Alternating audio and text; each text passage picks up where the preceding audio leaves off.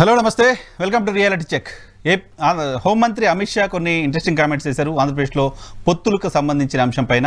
ఆంధ్రప్రదేశ్లో పొత్తులపైన 1-2 రోజుల్లో క్లారిటీ వస్తుందని చెప్తున్నారు. గతంలో వెళ్ళిపోయిన మిత్రులు మా సిద్ధాంతాలు నచ్చక వెళ్ళిపోయిన వాళ్ళు కాదు, ఆయా రాష్ట్రాల్లో ఉన్న పరిస్థితులను బట్టి వాళ్ళు అప్పుడు ఎన్డీఏ నుంచి బయటికి వెళ్ళారు. ఎన్డీఏని మరింత విస్తరించాలనుకుంటున్నాం, చాలా పెద్ద కూటమిగా ఉండాలనుకుంటున్నాం, కాబట్టి కొత్త మిత్రులు రావచ్చు అని చెప్తున్నారు. ఆంధ్రప్రదేశ్లో పొత్తులకు సంబంధించి పర్టికులర్గా 2-3 రోజుల్లో క్లారిటీ వస్తుందని చెప్తున్నారు. సో ఏంటి ఆ క్లారిటీ? ఆంధ్రప్రదేశ్లో టీడీపీ అధినేత చంద్రబాబు నాయుడు గారు ఢిల్లీ వెళ్ళి అమిత్ షాతో కలిసి వచ్చిన తర్వాత కూడా తెలుగుదేశం పార్టీ ఇంకా గుంభనంగా వ్యవహరిస్తోంది. తెలుగుదేశం పార్టీ పొత్తు ఉంటుందా లేదా అనే విషయం పైన క్లారిటీగా క్లియర్గా చెప్పలేని పరిస్థితిలో ఉంది. Same time Telugu Desam party media తప్పనిసరి పరిస్థితుల్లో పొత్తు పెట్టుకోవాల్సి వస్తుంది, తప్పనిసరి పరిస్థితుల్లో పొత్తుకు వెళ్లాల్సి వస్తుంది, భారతీయ జనతా పార్టీ నాయకత్వం పిలిచి పదే పదే చంద్రబాబు నాయుడు గారిని బ్రతిమాలుతోంది అంటూ వార్తలు రాస్తుంది. ఈ వార్తలు భారతీయ జనతా పార్టీ నాయకత్వానికి కోపం తెప్పిస్తున్నాయి. సేమ్ టైం నిన్న జగన్మోహన్ రెడ్డి గారు ఢిల్లీ పర్యటన పైన కూడా తెలుగుదేశం పార్టీ మీడియా ఆత్మవంచనతో కూడిన వార్తలు రాసింది అంటూ వైసీపీ నేతలు ఆరోపిస్తూ ఉన్నారు. ఏంటి ఆత్మవంచనతో కూడిన వార్తలు అంటే, జగన్మోహన్ రెడ్డి గారిని అసలు కేంద్ర నాయకత్వం పట్టించుకోలేదు, ఆయనకి అపాయింట్మెంట్ ఇవ్వలేదు, 5 నిమిషాలు జస్ట్ కనపడి వెళ్ళిపోయారు, ఈయన రాజకీయాలు మాట్లాడగానే వాళ్ళు పక్కకి వెళ్ళిపోయారు. సో ఈ రకమైన వార్తల్ని తెలుగుదేశం పార్టీ మీడియా రాస్తోంది. సో దీన్ని ఏ రకంగా చూడాలి? మొత్తం పొలిటికల్ ఈవెంట్స్ పైన, పొలిటికల్ డెవలప్మెంట్స్ పైన మనతో మాట్లాడడానికి senior political analyst KS Prasad గారు మనతో పాటు లైవ్లో జాయిన్ అవుతున్నారు. ప్రసాద్ గారు నమస్తే, వెల్కమ్ టు ఈహా. నమస్తే అండి. ఏంటి నేను ఇంట్రడక్షన్ రిమార్క్స్లో చెప్పినట్టుగా అమిత్ షా గారి కామెంట్స్ని ఎలా చూడాలి? ఫస్ట్, బలవంత బ్రాహ్మణత్వం అని ఒక సామెత ఉంటుంది. బలవంతంగా బ్రాహ్మణత్వం తీసుకుంటే ఎలా ఉంటుందో అలాగా చూడండి, మోహన్ బాబు గారి సినిమా ఒకటి ఉంటుంది, దాంట్లో అది ఎంత ఇబ్బంది పడతారో అలాగా అక్కర్లేని పొత్తు కోసం అర్రులు చేస్తున్న వాళ్ళకి అన్నది భ్రమ కల్పించే కార్యక్రమానికి ఎప్పుడైతే తెరలేపుతున్నారో అంటే అక్కర్లేనుడికి ఇది కావాలని ఎంఫసైజ్ చేస్తే ఎలా ఉంటుందో సేమ్ టు సేమ్ పర్యవసానాలు అలాగే ఉన్నాయి. ఊరికే గాబరాబడి ఢిల్లీ వెళ్ళగానే ఇంకేదో చంద్రబాబు నాయుడు గారిని ఆలుబతిమాలినట్టుగా బిల్డప్లు ఇచ్చి రాసిన రాతలకి ఈ వీకెండ్ కామెంట్స్ ఇవాళ రాస్తున్నట్టు చూడండి హెడ్డింగ్లు ఏముంటున్నాయి? నరేంద్ర మోడీ తప్ప ఇంకోళ్ళు లేడా? గతంలో ఇలాగ వెంకయ్యనాయుడు, నితిన్ గడ్కరీ ఇలాంటి వాళ్ళందరూ ఎగిరితేనే టీ షర్ట్లు వేసుకుని ప్రకాష్ జయదేవకర్ అలాంటి వాళ్ళందరూ ఎయిర్పోర్ట్కి వెళ్తున్నప్పుడు ఏం జరిగాయో రాయమనండి, అవన్నీ రాయమనండి. సేమ్ ఇలాగే విన్యాసాలు చేస్తే నరేంద్ర మోడీ గారు అమిత్ షా విషయంలో ఏం జరిగిందో వాళ్ళకి బాగా తెలుసు. అలాగే ఇప్పుడు కూడా తెలుసుకోకుండా ఆవేశపెడితే ఇక్కడ ఉన్నవాడిని పంపు కొట్టుకుందాం అని చెప్పి ఒరిజినల్ వాడి మీద డామినేషన్ ఎప్పుడైతే స్టార్ట్ అవుతుందో ఇట్స్ వెరీ క్లియర్. ఇక్కడ రాసిన రాతలతో వాళ్ళు ప్రభావితం చెందుతారన్న అపోహలోను భ్రమలోను తెలుగుదేశాన్ని నుంచి వాస్తవానికి దగ్గర కానివ్వకుండా చేస్తున్నారు తెలుగుదేశానికి. ఇది ఛాలెంజ్. సో నాకు తెలుగుదేశం పార్టీకి సంబంధించిన నాయకుడు ఏం మాట్లాడాలో అర్థం కాని పరిస్థితిలో ఉన్నారు వాళ్ళు. ఏం మాట్లాడతారు సార్? వెళ్ళాలా సార్? మీకు మాట చెప్పనా, 15 రోజులు నేను చెప్పాను చూడండి, 15-20 రోజులు బట్టి వాళ్ళందరినీ మనం రాస్తున్నారు. నాని మనకి ఇలా లేకపోతే దిక్కు లేదు, మన బతుకు తెల్లారిపోయింది, మనం జాగ్రత్తగా ఉండాలని. ఎందుకు ఈ కేసులు దాని యాక్ట్? మీకు మళ్ళీ నేను చెప్తున్నాను, గతంలో నడ్డాని అమిత్ షాని కాదు మీరు చెప్తుంది ఢిల్లీ టూర్ పొత్తులు కాదు. అందుకే ఇక్కడ ఏమని ఛార్జ్ షీట్. ఇప్పుడు సార్ ఒకటి గుర్తుంచుకోండి, జగన్మోహన్ రెడ్డి గారు అంటే శుక్రవారం కదా, ఇదే కదా ఏడిపించింది. ఇప్పుడు సోమవారం నుంచి లక్షవారం లోపున తర్వాత అన్ని గంపగొత్తగా ఒక ఛార్జ్ షీట్ కింద వచ్చి ఒకేసారి విచారణకు రండి అని శుక్రవారం ఖాయమైంది. దానికన్నా ఇప్పుడు సోమవారం ఇన్నర్ రింగ్ రోడ్డు, మంగళవారం స్కిల్ డెవలప్మెంట్, ఇవన్నిటికీ రోజుకి సిఐడి పిలుస్తుంది అనుకోండి కోర్టులోను. స్కెడ్యూల్ అంతా సోమవారం నుంచి లక్షవారం దాకా ఫిక్స్ అయిపోయింది అనుకోండి, ఇంక ఎలక్షన్ క్యాంపెయినింగ్ ఎక్కడ ఉంటుంది? సో పొత్తులకు సంబంధించిన చర్చ లేదు కాదు. అందుకే మీరు ఇప్పుడు మరి ఆ విషయం ఆంధ్రప్రదేశ్లో కూడా పొత్తులపైన క్లారిటీ వస్తుందంటే ఏమని వస్తుంది? నేను పవన్ కళ్యాణ్ కలిసి వెళ్తున్నాను ముందుకి, తర్వాత ఇవన్నీ లోపట నేను ఎప్పటి నుంచో మొత్తుకుంటుంది అదే సార్. తెలంగాణలో ఏమైంది? జడ్పీటీసీ ఎంపీటీసీ ఏమైంది? బైకట్ చేశారు. అలాగే ఏదో వస్తుంది. మీకు ఇందులో ఒక హిడెన్ ఎజెండా కనబడుతుందా మీకు? ఏంటది? ఒక ఆయన పోలీస్ డిపార్ట్మెంట్లో అతిరథ మహారథుడు, ఎక్కడో గుమ్మనంగా ఉన్నాడు. ఒకప్పుడు అందరూ భయం పడిపోయి కొట్టేసాడు, చంపేశాడు, పొడిచేసాడు అని. ఇప్పుడు కరెక్ట్గా ఎలక్షన్స్ ముందు డీజీపీలని సిఎస్ని మారుస్తారు కదా. ఉన్న ఆప్షన్ అదే అయితే ఆయన డీజీపీకి వస్తాడా? వస్తే ఆయన అక్కడ ఉన్నప్పుడే రోజు ఒకళ్ళని ఎత్తేస్తున్నారు, ఆయన మరి కార్యకర్తలాగా మారిపోతున్నాడు అనేది. తర్వాత జగన్మోహన్ రెడ్డి గారు ఆయన పైన కోప్పడి ఆయన పక్కన పెట్టేశారు అనేది వచ్చింది. వీళ్ళకను ఇవన్నీ ఊహించండి ఒకసారి. మామూలుగానే భయస్తులు పవన్ కళ్యాణ్ వస్తాను కానీ ధైర్యం రాలేదని వాళ్ళే చెప్పారు, ఈయన కూడా చెప్పాడు. ఆ తదనంతరంలో ఇప్పుడు నిజంగా భయం పెట్టేవాడు వస్తే. ఈరోజు పవన్ కళ్యాణ్ గారి దగ్గర నుంచి ఒక స్టేట్మెంట్ వచ్చింది ఏంటంటే, పొత్తులపైన మీరు జాగ్రత్తగా కామెంట్స్ చేయకండి అని. అంటే ఆ పరిస్థితి ఎందుకు వచ్చింది అంటే ఈ టోటల్ మడతెట్టేసి కార్యక్రమం నడుస్తున్నప్పుడు పొత్తులు అని ఏదో పెద్ద పెద్ద పదాలు వాడకండి. నాకే దిక్కులేదు ఇప్పుడు తెలుగుదేశం కొంత రికార్డింగ్ డ్యాన్స్ జాగ్రత్త చూడండి ఏం జరుగుతుందో. ఎక్కడ సార్ ముందుంది క్రోకడైల్ ఫెస్టివల్. జగన్మోహన్ రెడ్డి గారు పొత్తులు ఆడడానికి వెళ్ళారు. ఆయన ఎందుకు వెళ్తారు? ఏదేదో తుంటి కొడితే పొలరాలని ఊరు మంగళం మీద పడిందని ఆయన పొత్తులకి వెళ్ళబెట్టాడు. అసలు what way is connected with పొత్తులు? ఇండియాలో చేరతానని సార్ మీకు మాట చెప్పనా, 175 నియోజకవర్గాలు 151 గెలిచారు. తెలుగుదేశం ఆయనలో 45 నియోజకవర్గాలు 18 నియోజకవర్గాల దగ్గర లాస్ట్ 3 టర్మ్స్ నుంచి గెలవని వీళ్ళ ఉదంతం వేసేసి ఆయన ఉదంతంతో దయించి కంపేర్ చేయకండి. సో డెఫినెట్గా ఇఫ్ వీళ్ళు బెట్ ఎంత అని మహా అయితే అదేదో పొరిగి ఎంతవరకు అంటే 120 స్థానాలకి ఛాలెంజ్ చేసేంత స్థితి ఇవాళ తెలుగుదేశం ఉంది. మిగిలినవి అంచేత పొత్తు వీళ్ళకి అవసరం ఉంది, ఇంకోళ్ళందరికీ అవసరం ఉందని బలవంతంగా చెప్తున్నారు. No way. So Jaganmohan Reddy గారిని అసలు పిలవలేదు, లోపలికి పిలవలేదు. ఆయన 5 నిమిషాలే మాట్లాడారు. అలా సాల్వాల్కి చెప్పిన ఫోటోలు అవన్నీ తిరుగుతున్నాయి సార్. చూడండి వెళ్ళిపో అని చెప్పారు. రాజకీయాలు వీళ్ళు మాట్లాడుకోవాలి. నెక్స్ట్ వస్తే నీకు 11 రాజ్యసభలు ఉంటాయి, ఫ్లోర్ మేనేజ్మెంట్కి అవకాశం మాకు ఇవ్వు అని అమిత్ షా అటలో అడుక్కుంటారు. ఆయనకే ఉంది. సరే ఇప్పుడు ఒక వీటో పవర్ అన్న దాని గురించి ఎప్పుడైతే ప్రయత్నిస్తారో ఆ వీటో పవర్ కాంకర్ చేసేదాకా మీకు నేను ఒక చిన్న కంపారిజన్ చెప్తాను సార్. కాంగ్రెస్ గవర్నమెంట్లో మీకు తెలియంది కాదు, సీల్డ్ కవర్ చీఫ్ మినిస్టర్. ఆ మొనాటమీని బ్రేక్ చేసి నేనే చీఫ్ మినిస్టర్ అని స్టార్ట్ చేసిన ఉదంతం వారు రాజశేఖర రెడ్డి గారి దగ్గర నుంచి. ఆయన అవసరం పుట్టిన కొడుకే కదా. ఇక్కడ ఈయన ఒక సెంట్రల్ గవర్నమెంట్లో it may be Congress, it may be BJP down size చేసుకుని నెక్స్ట్ వచ్చే గవర్నమెంట్లకి ఆంధ్రప్రదేశ్ని ఎలా ప్రిపేర్ చేశాడు చూడండి. త్రూ రాజ్యసభ శాసించేస్తాయి కదా. అదర్వైజ్ అంచేత ఎప్పుడైనా సరే ఎన్డీఏ కన్వీనర్లను ప్రధానమంత్రిని ప్రతిష్ఠించాం, రాష్ట్రపతిని ప్రతిష్ఠించాం అని హరికథలు చెప్పడం కాదు.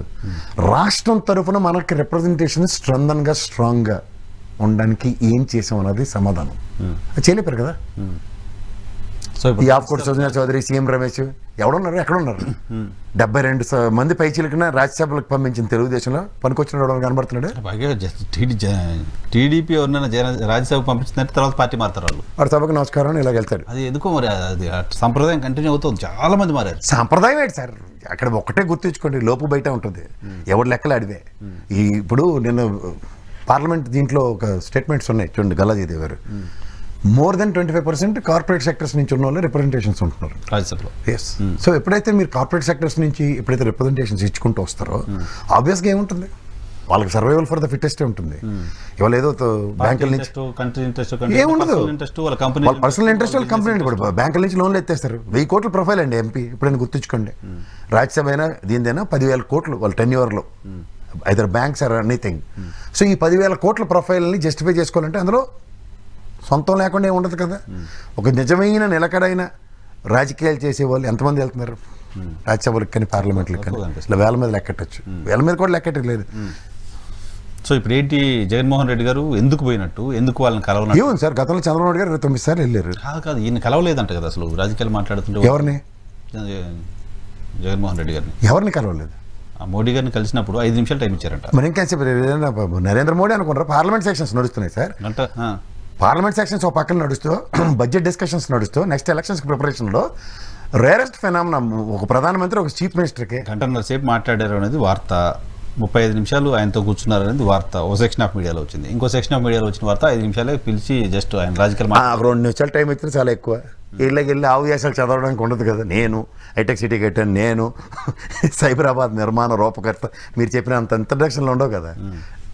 4 రూపాయలు అడుక్కోవడం ఆయన జగన్మోహన్ రెడ్డి. అంతకని ఇంకేంటి, రాష్ట్రానికి ఏదో 4 రూపాయలు ఇవ్వండి సార్, ఉన్న సంక్షేమం ఏదో చేసుకుంటారని మాట్లాడతాడు. ఇంకా అంతకనే ఉంటుంది ఆయనకి డైలాగ్. స్టిల్ మీరు పొత్తులకు సంబంధించిన 2014 కాంబినేషన్ ఉండదని బిలీవ్ చేస్తున్నారా? నేనా 2014 కాంబినేషన్ ఏం లేదు, నాకు అంతా విలీనమే కనబడుతుంది. మీకు ఇప్పుడు మీకు ఒకటి చెప్పరా సార్, ఒక పార్టీ ఒక ఫ్రేమ్లో కనబడాలి అంటే ఏ పొలిటికల్ పార్టీ అయినా తీసుకోండి, వాళ్ళతో ప్రజల కనెక్టింగ్ అన్నది ఎక్కడైనా కనబడుతుందో మీకు చూడండి. ఎన్సీపీ రాక్షస పాలన, ఈ ప్రభుత్వం జగన్మోహన్ రెడ్డి ప్రభుత్వం దిగిపోవాలని single point agenda.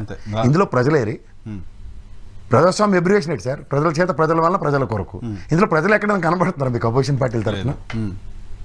Single point ఎజెండాలని why the hell they will entertain. So Pawan Kalyan గారిని ఆ రోజు చంద్రబాబు నాయుడు గారు వచ్చిన రోజే ఢిల్లీకి పిలుస్తారు అనుకున్నారు. ఇప్పటివరకు వెళ్ళలేదు ఆయన, రేపు వెళ్తారు. అంటే ఆఖరికి తెలుగుదేశం దౌర్భాగ్య స్థితి ఎలా ఉందంటే, పవన్ కళ్యాణ్ ఢిల్లీ వెళ్ళేదాకా బీజేపీ పొత్తులో ఉంటానో ఉండో అన్న కన్సిడరేషన్ కనీసం మెర్సీ కూడా ఇవ్వట్లేదు. Already is been humiliated. నేను లక్షలు చెప్పా. ఒక ఎన్డీఏ కన్వీనర్ ప్రధానులు ప్రతిష్ఠించినంత స్థాయి అని చెప్పారు, రాష్ట్రపతులను ప్రతిష్ఠించినంత స్థాయి అని చెప్పిన వాళ్ళకి ఎన్డీఏ వాళ్ళు దేకట్లే. మనం పిలిచి అపాయింట్మెంట్ ఇచ్చి రాత్రి 11:30 దేనికేం అడుగుతున్నా. వీళ్ళు మళ్ళీ పొత్తులను కవరింగ్ ఇస్తున్నారు. ఇక్కడ వచ్చి రావడం. మీరు గతంలో మా పురంధేశ్వరమ్మ స్టాంపు బెల్ల ఏదో రిలీజ్ చేసింది వెంటనే, నేను ఆ రోజు నడ్డాన్ని కలిసారు, తర్వాత అమిత్ షాని కలిసారు, రాగానే జూలైలో కలిసినట్టుకున్నారు. జూలైనా ఆగస్టు ఎప్పుడో కలిసారు, సెప్టెంబర్లో ఎత్తేసారు మనోడిని. సేమ్ ఇప్పుడు కూడా అదే పరిస్థితి. రావడం ఇక్కడ ఏమన్నా వేసారు, అయ్యారు కలిసి రాగానే ఏమన్నా.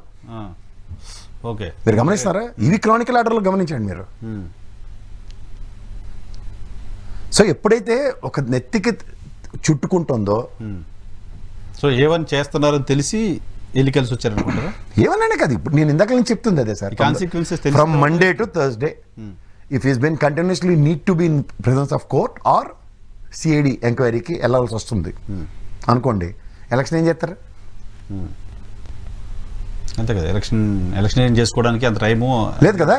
దానికోసం ప్రసారం కోసం పోతున్నారు. ఎలాగో క్యాంపెయిన్ కదా, పొలిటికల్ పార్టీకి రోజు కోర్టులు తిప్పుతున్నారు అనేది కూడా క్యాంపెయినే కదా. అంత సింపతి వస్తే మొన్నటికే రావాలి కదా. ఇప్పుడు వస్తుందేమో, ఎందుకు రాదు ఏమో. అనేది సార్ మీకు ఒక మాట చెప్పనా సార్, ఒక 2 విషయాలు చెప్తాను మీకు. జగన్మోహన్ రెడ్డి ఫాలోడ్ బై, జాగ్రత్తగా గమనించండి, is not met Amit Shah. అవునా కదా? కలిశారు అని కొంతమంది కలవలేదు. వాస్తవం మాట్లాడుకుందాం. అమిత్ షాని కలవాల్సిన అవసరం ఎందుకు లేదు? When if he takes a call to do what he feels like, అక్కడ అమిత్ షా కలవాల్సిన లేదన్నప్పుడు అమిత్ షా కూడా ఏమని ఉంటాడు? చీఫ్ మినిస్టర్ నా దగ్గరికి రాడు, నన్ను అడగడు. If he takes a call, ఎందుకంటే నేను గతంలో మీ దగ్గర నేను విశ్లేషించా, enforcement director is ready to serve notice, FEMA violations are been attributed, వాళ్ళు there, it's a matter of fact. If the serve notice, what's their answer sir? ఒకవేళ పొత్తు పెట్టుకోవాలంటే ఇదో ఇలా జై, విలీనం జై, ఇన్ని సీట్లు ఈ బార్గెనింగ్ ఉంటుందా బీజేపీతో? బార్గెనింగ్ ఏంటి sir, they are at the end. ఇదే అలా తెలంగాణ ఎలక్షన్లు చెప్పారు కదా, 1,50,000 పెట్టి గడవడ పడి ఊరికే జనాలు వేసి ఇంకేటి చంద్రబాబు నాయుడు ప్రపంచంలో ఇటు నుంచి ఇటు తిరగేసేసాడు అన్నీ చెప్పిన తర్వాత నెక్స్ట్ డే ఏమైంది? స్టిల్ మాకు వద్దన్నారు. అసలు నిలబడద్దు అన్నారు. మరి జాతీయ పార్టీ జాతీయ అధ్యక్షుడు జాతీయ సెక్రటరీ అని చెప్పి చిన్నపిల్లని కూడా అమేకం చేసి ఢిల్లీలో తిప్పుతున్నారు. సేమ్ సుజనా చౌదరి ప్రాబ్లమ్ లోకేష్కి కూడా ఉంది. ఏంటది? వాళ్ళు చెప్పింది వీళ్ళకి అర్థం కాకొచ్చి, లోకేష్ వెల్ ఎడ్యుకేటెడ్, మాట్లాడగలరు, వాళ్ళు హిందీలో మాట్లాడతారు, రావాలని రూల్ ఉందా? ఉన్నాడు సార్, అదే జైలుకి వెళ్ళి మాట్లాడాడు. నాకు ఏం చెప్పారో నీకు వచ్చిన తెలుగులో చెప్పని చెప్పారు చంద్రబాబు నాయుడు. దాని పర్యవసానం ఏమైంది? కాసాని జ్ఞానేశ్వరికి అర్థమైంది, నన్ను ఇక్కడ నిలబడొద్దు అన్నాడు.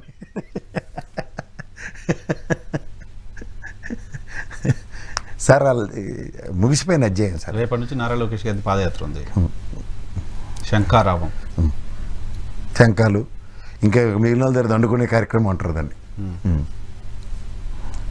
సో పార్టీ స్ట్రెంత్ ఆయన పాదయాత్ర చేయని నియోజకవర్గాల్లో వెళ్ళి క్యాడర్ని రెడీ చేయడం కోసం మీటింగ్ నడుస్తున్నాడా? బస్సులోనా? బస్సులో ఎక్కడ అవ్వదు, రోజు 3 కాన్స్టిట్యున్సీలు. బస్సే కదా మరి. యాత్ర అండి, పాదయాత్ర అంటే సారీ పాదయాత్ర శంఖారావం అని యాత్ర చేయాలి, ఏదో పేరు పెడతారు అట్లకి. శంఖాలు ఊది బొంగరాలు తిప్పి లోపలికి వెళ్తారు.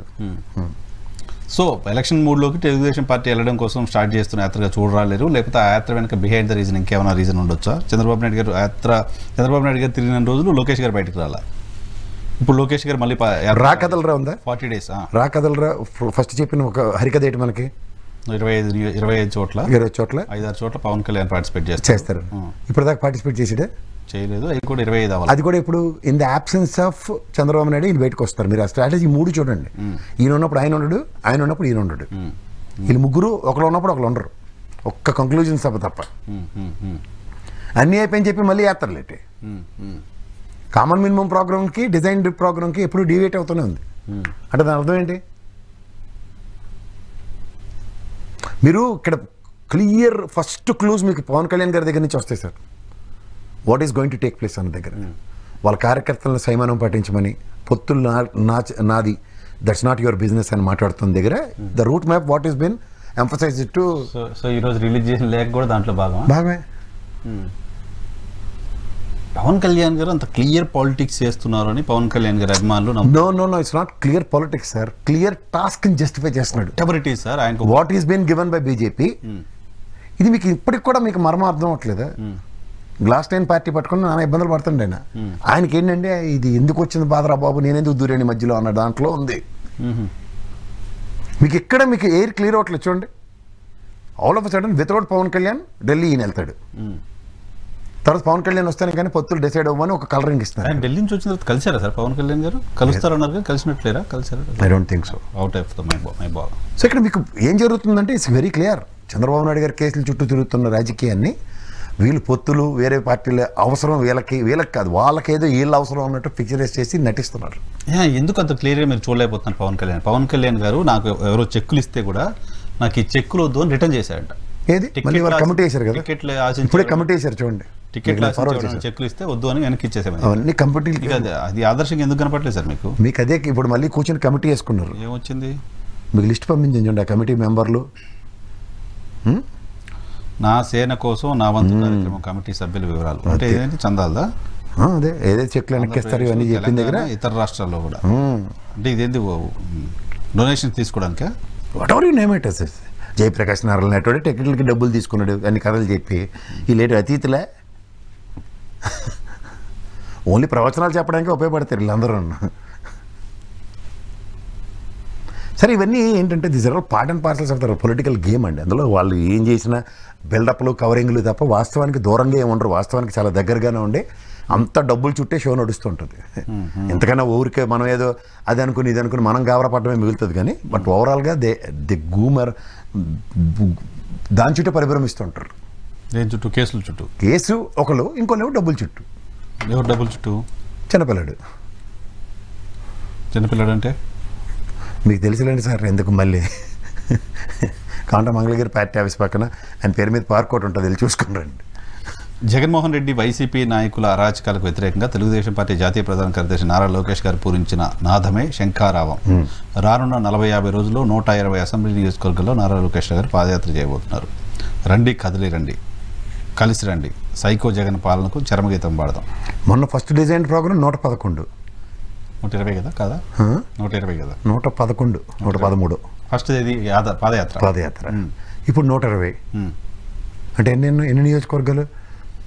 ఆల్మోస్ట్ మొన్న కవర్ కాని నియోజకవర్గాలు ఇప్పుడు చేస్తారు. అవునండి, ఆయన ఫస్ట్ డిజైన్ చేసింది 111.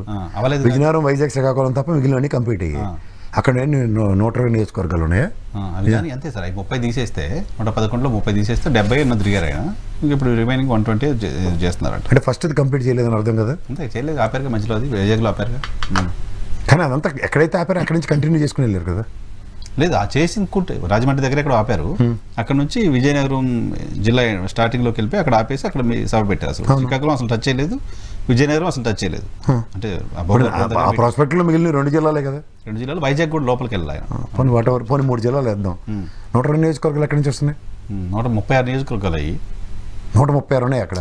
36 ఉత్తరాంధ్ర సార్. ఆయన ఫస్ట్ డిజైన్ చేసింది 1111 ఎంతో, 1111, 130 లెవెల్లో 36 తీసేయండి. 70 నియోజకవర్గాలు తిరుగుంటారు. రిమైనింగ్ నియోజకవర్గాలు ఇప్పుడు తిరుగుతున్నారు.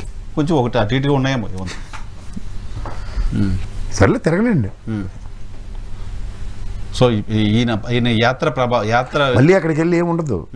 ఎవడో నాయకుడు అక్కడ నియోజకవర్గాల్లో ఎర్ర పుస్తకాల్లో రాస్తున్నాను అంటాడు, అడిగి బట్టలు తీసి పరిగెట్టిస్తానంటాడు. నేను అడుగుతుంది ఇన్నిసార్లు ఎందుకంటే జనసేన టీడీపీ కలిసిన తర్వాత ఇకపైన ఏ కార్యక్రమం చేసినా మన ఇద్దరం కలిసి చేయాలని ఒక డెసిషన్ తీసుకున్నాం. రైట్? ఈవెన్ రాక్ కూడా 2 పార్టీలకు సంబంధించిన లోగోలతో లోగో డిజైన్ చేశారు. నాకు ఇప్పుడు 2 లోగోలు కనపట్ల, ఒక లోగోనే కనపడుతుంది. మళ్ళీ తెలియదు రీజన్ ఏంటో. సో ఇప్పుడు నారా లోకేష్ గారు ఒక్కలే పాదయాత్ర చేయటం, అటు పక్కేమో వారాహి యాత్రని పూర్తిగా పవన్ కళ్యాణ్ గారు ఆపేస్తారు. 4 నెలలు అయింది ఆయన ఆపేసి జనాల్లోకి రావడం. ఆయన ప్రోగ్రామ్ ఆగిపోయింది, ఈయన ప్రోగ్రామ్ మళ్ళీ స్టార్ట్ అవుతుంది. What does it mean? There is no meaning in it అండి. అందులో మీనింగే లేదు వాళ్ళది. వాళ్ళు ఏంటంటే ఏం చేస్తున్నారో, పనికొచ్చిన పని ఏది ఉందో ఒక కలయిక ప్రకారం. అయితే ఎవరి పార్టీలో ఏదో కౌంటర్ చేస్తాం, లాస్ట్కి ఎలక్షన్స్ సీట్లు పంచుకుంటాం అని మాట్లాడితే అదే ఒకటి. పొత్తులో ఉంటారు, ధైర్యం నేను ఇచ్చానంటాడు, కలిసింది వినబడతానంటారు. ఆ సభ ఏదో కంక్లూజన్ సభలో ఒకసారి చేయి మీద కూర్చోబెడతారు, తర్వాత నుంచి మనుషులు కనబడరు. నియోజకవర్గాలన్నీ ఈయన తిరుగుతున్నాడు. ఉదాహరణకి మీరు అన్నట్టు 175 నియోజకవర్గాలు లోకేష్ పాదయాత్ర లేకపోతే బస్సు యాత్ర నడుస్తుంది కదా. So end of the day what is happening? ఇప్పుడు 175 నియోజకవర్గాల్లో మీరు ఫోకస్ చేస్తున్నారంటే ఇక్కడ వీళ్ళని కన్సిడర్ చేస్తున్నారా లేదా అన్నది ప్రజలకు క్లియర్ చేయాలి కదా. అట్లీస్ట్ ఒక నియోజకవర్గాలు, సమ్ సెట్ ఆఫ్ నియోజకవర్గాలు వదిలేసి, అది పవన్ కళ్యాణ్ గారు డామినేటింగ్ ఉంది కాబట్టి అక్కడికి మేము వెళ్ళట్లేదంటే there is a different meaning. But is covering entire. అంటే మొత్తం 170 చేసినప్పుడు పొత్తులు ఇచ్చిన పార్టీ సంగతి ఏంటి అంటారా? సో అక్కడ పార్టీకి ఇచ్చినప్పటికీ వీళ్ళ నాయకత్వం వీళ్ళ కేడర్ ఉంటారు కాబట్టి వాళ్ళు రెడీ చేస్తున్నారని చెప్పి ఎందుకు అనుకోరు? ఆయన పార్టీగా ఇప్పుడు నేను ఒక మాట చెప్తాను సార్, ఇప్పుడు సింపుల్ లాజిక్ అండి. ఇప్పుడు ఈయన పాదయాత్రలో say for instance in worst case సినారియోలో కొన్ని నియోజకవర్గాలు పవన్ కళ్యాణ్ గారికి కేటాయిస్తారు కదా, అక్కడ వీళ్ళిద్దరూ సంయుక్త కార్యాచరణ రచించాలి కదా. అలాంటిది ఎక్కడైనా ఉదంతం చూసాము మనం. కలిసి కార్యక్రమాల్లో పార్టిసిపేట్ చేయాలి. జనసేనకి అయితే అసలు ఇప్పుడు కార్యక్రమాలు లేవు. నాగబాబు గారు మీటింగ్స్ పెడుతున్నారు ఏదో వైజాగ్లో. మిగతా టీడీపీ కార్యక్రమాలు ఇప్పుడు పార్టిసిపేట్ చేస్తుంది. సరే, ఇంకొకటి కంక్లూడ్ చేద్దాం చివరిగా. తెలుగుదేశం పార్టీ కొంతమంది కొన్ని కుటుంబాలకు ఒకటే టికెట్ ఇస్తా అంటూ చెప్తుందట. జేసీ కుటుంబం, పరిటాల కుటుంబం, అశోక్ గజపతిరాజు గారి కుటుంబం, ఇట్లా కొన్ని ఫ్యామిలీస్కి మీకు 2 టికెట్లు ఇవ్వలేను, ఒకటే టికెట్ ఇస్తామని చెప్తుందట. 22 మంది నాయకులకు టికెట్ ఇవ్వను అని చంద్రబాబు నాయుడు గారు ఇప్పటికే చెప్పేశారంట. సోమిరెడ్డి ఉన్నాడు దాంట్లో, యనమల రామకృష్ణుడు సోమిరెడ్డి ఉన్నారు, తెలియదు నాకు. ఒక్క విషయం నేను చెప్పగలను సార్, ఒక 5 సంవత్సరాలు బట్టి ప్రక్షాళన అన్నది ఎప్పుడైతే జరుగుతుందో డెఫినెట్గా ఒక అవుట్కమ్ వస్తుంది. ప్రక్షాళన జరిగినప్పుడు ఒక అంబిగ్యూటీ ఉంటుంది. ఆ అనిశ్చితి ఎలక్షన్ రోజు దాకా నడిస్తే ఇంకెప్పుడు పనిచేస్తారు క్షేత్రస్థాయిలో? అంటే తెలుగుదేశం పార్టీకి ఎప్పటి నుంచో అలవాటేగా. అదే అలవాటే, కానీ ప్రజల్లో ఉండడం అన్నది అలవాటు కదా. ప్రజల్లో ఎలాగ ఉంటున్నారు, దాంతో ఇప్పుడైతే లేరు కదా. కొన్ని కరోనా దగ్గర నుంచి అయితే లేరు. అది కంటిన్యూ బాధుడు ఆడ సార్. పెద్ద ఆయన వచ్చినప్పుడు అడావిడి, పెద్ద ఆయన లేకపోతే ఏముంది? ఆ కంటిన్యూషన్ ఎక్కడ ఉంది సార్ మీరు చెప్పండి. సార్ నాకు తెలుగుదేశం నాకేం కొత్త కాదు సార్, నేను చూస్తున్నాను. I been saying that from years together. అది ఎప్పుడైతే లేదో అప్పుడు పోరాటం అనేది కనుమరుగైపోతుంది సార్. అందుకే చూడండి, వాళ్ళు మనకి ఇంట్లో రిటైర్ అయిన వాళ్ళు మహా అయితే సాయంత్రం వస్తారు, 4 అడుగులు వేసి వస్తారు, లేదా పొద్దున్న వస్తారు, వాకింగ్కి వెళ్ళి వస్తారు, ఓ పెద్దపాటి పెట్టుకుని 4 టీవీ సీరియల్ చూసుకుని కూర్చుంటారు. అందుకే ఏజ్ ఫ్యాక్టర్తో ఉన్న వాళ్ళకి ఏం జరుగుతుందో తెలుసుకోవాలి. ఇప్పుడు దానికి అలవాటు ఎక్కడి నుంచి ముందుకెళ్తారు వాళ్ళు? సో వాళ్ళని ఇప్పుడు కట్ చేసే ప్రయత్నం చేస్తుందంట తెలుగుదేశం పార్టీ. ఇప్పుడు పుట్టుమొలిగిపోయిన తర్వాత, ఇప్పుడు పేక మీద కత్తి వచ్చిన తర్వాత ఇప్పుడు ఏంటి సార్ ఆ విన్యాసం? దేవినేని ఉమా గారు లాంటి వాళ్ళకే టికెట్ ఇవ్వాలా లేదా అనే పరిస్థితులు తెలుగుదేశం పార్టీ ఉంది. ఇప్పుడు వాళ్ళకి పార్టీ పట్ల కన్నతల్లి భావంతో చూసుకుంటున్న వ్యక్తులు అలాంటి వాళ్ళు ఇష్టం ఉండదు వాళ్ళకి. అధినాయకుడు అడుగుజాల్లో నడిచి కూడా అలాంటి వాళ్ళు ఇష్టం ఉండదు వాళ్ళకి. వసంత కృష్ణప్రసాద్ గారికి అక్కడ ఇస్తారు అనేది కదా ఇప్పుడు ప్రిడిక్షన్. దేవినేని ఉమా గారి టికెట్ కూడా డౌట్ అనేది కదా. అంతే. నిజంగా పాలు ఇచ్చే వాళ్ళని ఒట్టిపోయిన గేదెలు అనుకుంటే నిజంగా పార్టీ పట్ల కమిట్మెంట్ ఉన్న వాళ్ళని వదులుకోవడం, గెలిపోవటంతో ముడిపెట్టి మాత్రం దయించి ఇప్పటికైనా క్షవరం అయితేనే కానీ వివరం తెలియదు అన్నట్టు దేవినేని ఉమాకి ఎప్పటికైనా తెలుసుకుంటే ఆయన గురించి సోమిరెడ్డి లాంటి మినిస్ట్రీ ఇప్పించడం, ఎమ్మెల్సీలు ఇప్పించడం, ఏడుస్తున్నాడని బాధపడడం కాదు. మీ కష్టానికి ఎవడున్నాడో ఒకసారి తెలుసుకుంటే అలాంటి వ్యక్తులు చాలా బాగుంటుంది. తెలుగుదేశంలో ముఖ్యంగా అలాంటి నాయకులు. రైట్. భారతీయ జనతా పార్టీ కూడా కలుస్తోంది, భారతీయ జనతా పార్టీ ఈ సీట్లు ఇస్తోంది అని ప్రచారం జరుగుతోంది. అలాంటి ప్రచారం జరుగుతున్న సీట్లో విజయవాడ సుజనా చౌదరి గారు, వైజాగ్ పురంధేశ్వరి గారు, లేదా జీవీఎల్ నరసింహారావు గారు, రాజమండ్రి బాలకృష్ణ గారి చిన్నాళ్ళుండి అక్కడి నుంచి తీసుకొచ్చి రాజమండ్రిలో పెడతారంట. సో ఇట్లా రకరకాల స్పెక్యులేషన్స్ ఉన్నాయి. వీటి మీద ఏమైనా కామెంట్ చేస్తారా? రాజమండ్రి, విశాఖపట్నం ఇవన్నీ అంటే పారాచూట్ బ్యాచ్లో ఎంటర్టైన్ చేయడం అలవాటు అయిపోయింది. రాజమండ్రి కూడా ఎక్కడ మురళీమోహన్ యాడ్ నుంచి ఆగేసుకుని వెళ్తున్నా కానీ వాళ్ళు అక్కడే అనుకుంటారు ఏది చెప్తారు కథలు. ఇది రాజమండ్రి, నాది రాజమండ్రి, మీది రాజమండ్రి. నేను అక్కడికే ఇల్లు కట్టుకుని అక్కడ ఉండి నిరంతరం ప్రజల కోసం ఉన్నాడు ఎవడన్నా ఉంటే చెప్పండి. కట్టుకున్నారండి రాజమండ్రి ఇల్లు కట్టుకున్నారు. అందరూ కడతారండి. అలా వైఎస్ఆర్సీపీ అమ్మకి కూడా అడిగితే ఊర్లో రాత్రి 15 రోజులు కట్టేసింది ఇల్లు ఏకంగా. అనంతపూర్లో ఎక్కడన్నా కొన్నిసారి వాళ్ళు నిజంగా కమిట్మెంట్ ఉండి నియోజకవర్గం పట్ల పూర్తి అవగాహన, చింతన, ఈ నియోజకవర్గ డెవలప్మెంట్స్కి పార్టీ పరంగా ఏం చేయాలి, అధికారంలోకి వస్తే ఏం చేయాలి అన్నదాడు కమిట్మెంట్తో నియోజకవర్గంలో క్షేత్రస్థాయిలో పనిచేస్తూనే ఉంటాడు. ఎవరో దాకా అక్కడ ఆ పరిసర ప్రాంతంలో ఉన్న ఇప్పుడు పిఠాపురంలో నిలబడుతుంది వంగగీత, ఆవిడ చూడమనండి ఎవరినైనా, నిరంతరం ప్రజల్లోనే ఉంటుంది అమ్మి, గెలవనండి ఓడిపోనండి.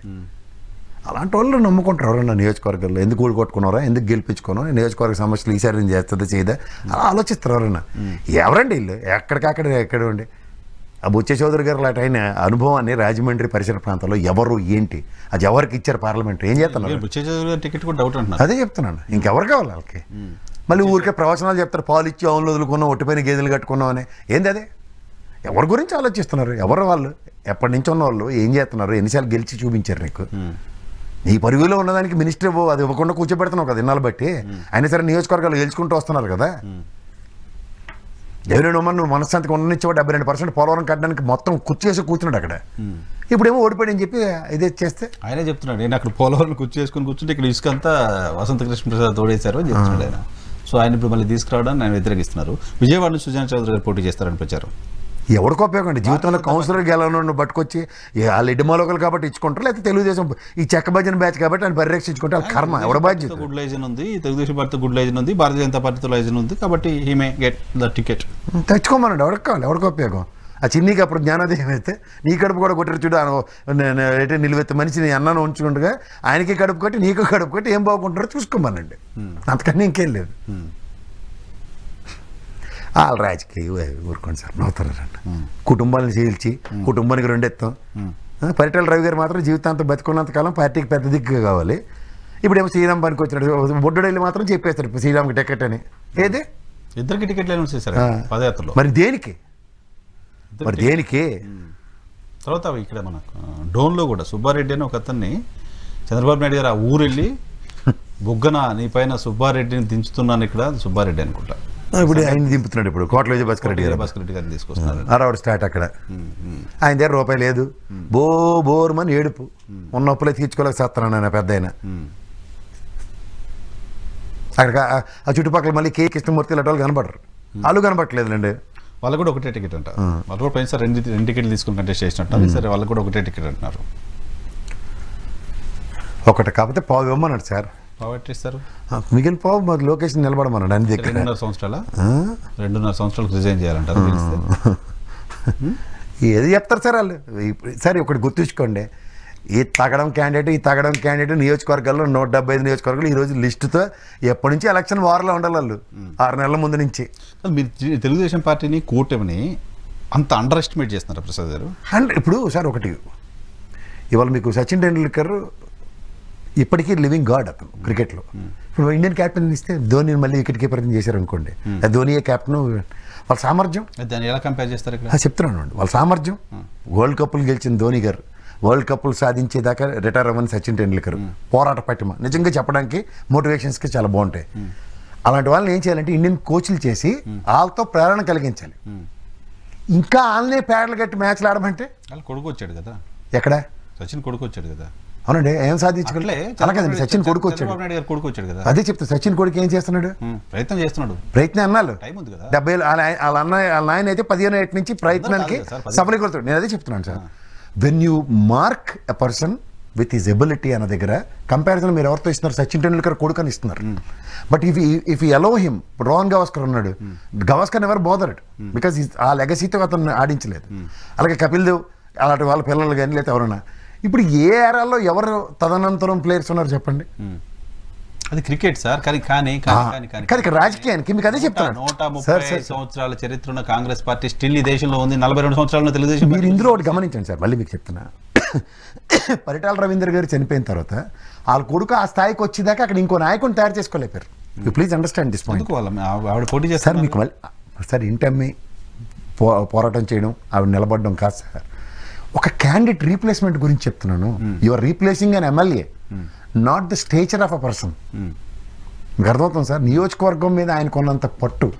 సో పరిటాల రవి లాంటి ఇంకో నాయకుడిని మొత్తం జిల్లాలో తయారు చేయలేకపోయారు.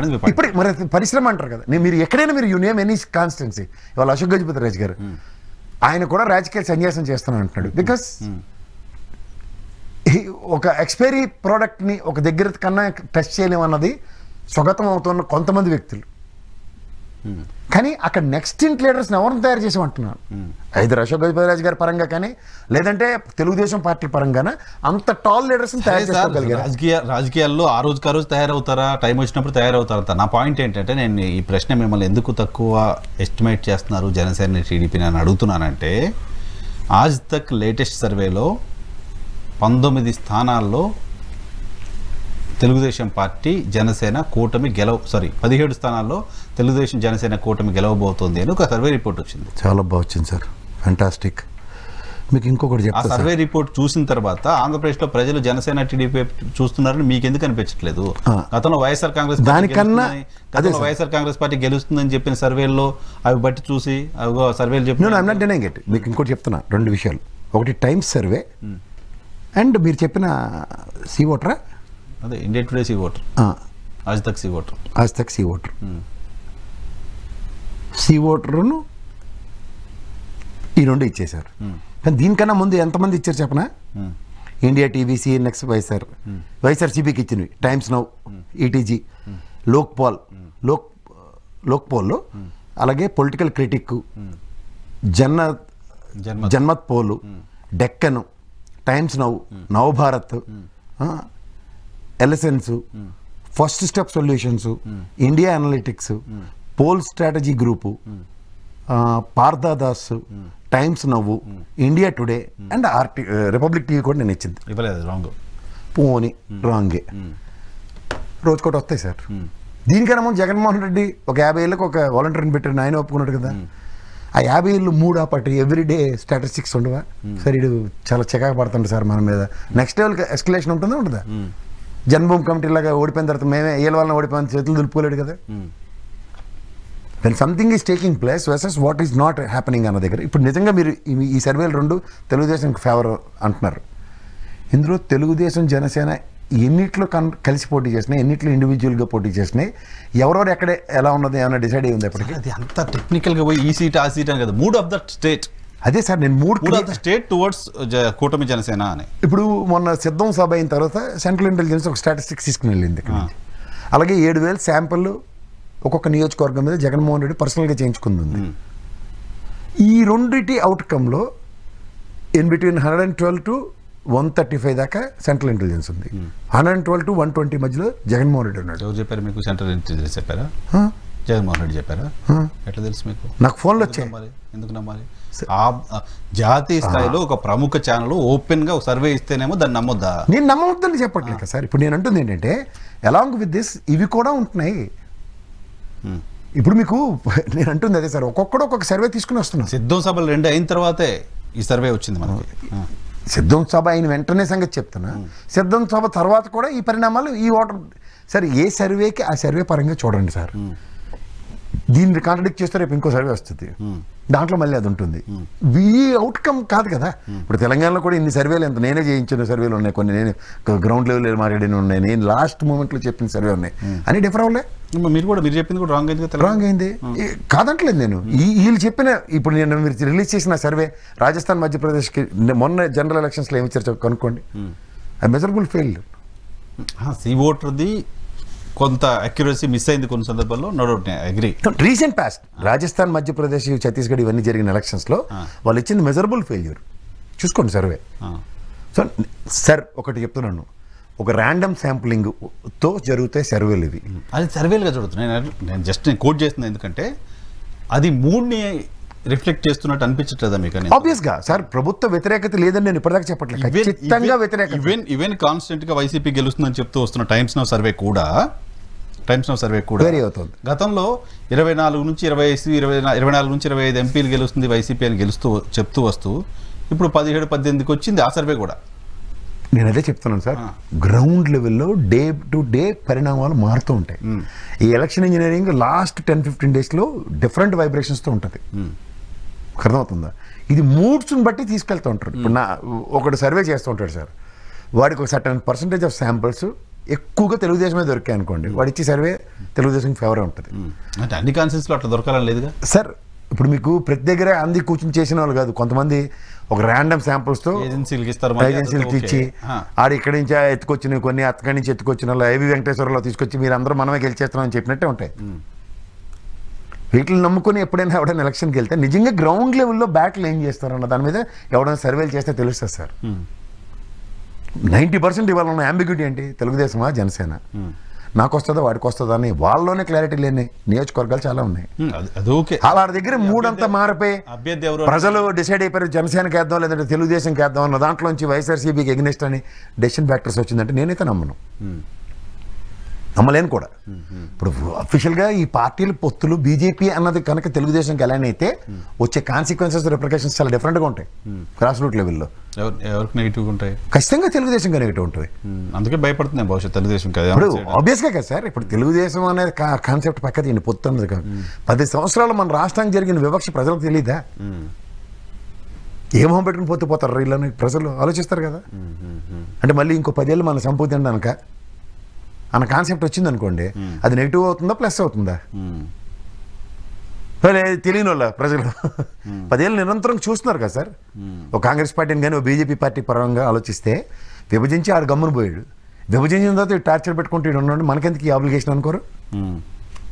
అనుకుంటారు డెఫినెట్గా. అనుకుంటే మీకు ఎక్కడికి లీడ్ అయిపోతుంది, ఎక్కడికి యాడ్ అయిపోతుంది చెప్పండి మీరు. సో ఎట్టకేలకు కంక్లూడ్ చేస్తూ చివరిగా పవన్ కళ్యాణ్ గారు మళ్ళీ జనం దగ్గరికి రాబోతున్నారు. ముందు ఢిల్లీ వెళ్ళి రావాలి.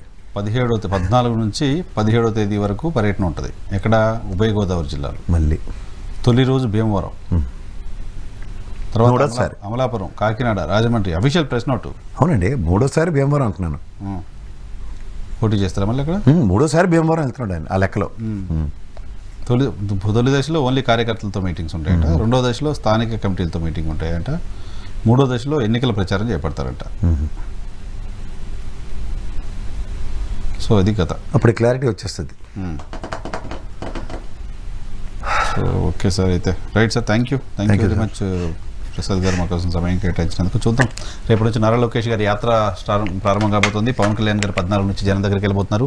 ఈ గ్యాప్లోనే ఆయన ఢిల్లీకి కూడా వెళ్ళొస్తారు లాంటి వార్తలు వస్తున్నాయి. పవన్ కళ్యాణ్ గారు ఢిల్లీకి వెళ్ళొస్తే పొత్తులకు సంబంధించిన అంశంపై క్లారిటీ వచ్చే అవకాశం ఉంటుంది. ఇది వాళ్ళ రియాలిటీ చెక్. చూస్తూనే ఉండండి ఈ హాట్ టీవీ.